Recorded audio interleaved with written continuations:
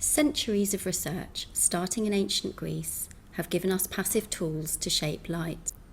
We call them lenses or filters, and we use them in all sorts of technologies, cameras, displays, and virtual reality headsets.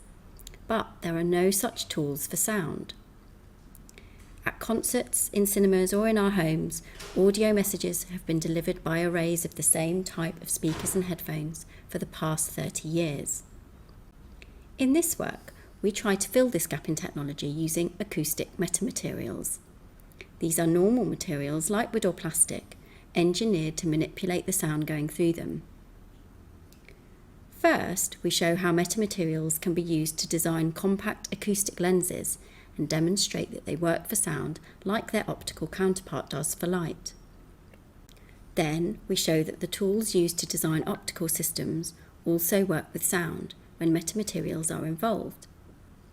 This means, for instance, that given a source of sound and a lens, it is possible to know in advance where the image of the source will be and what it will look like. Finally, we exploit these tools and demonstrate some key devices. We use a collimator to transform a low-cost speaker, typically audible up to 10 meters away, into a directional beam as wide as a seat that can be heard up to 40 meters away.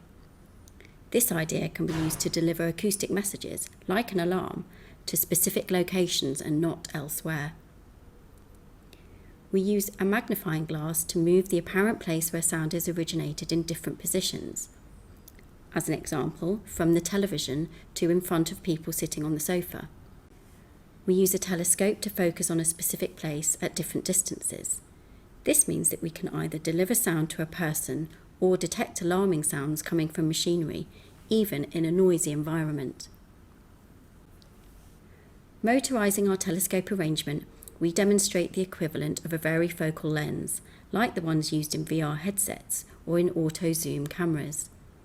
In future, similar devices may be used to send acoustic messages to a moving person or to detect moving sources of sound.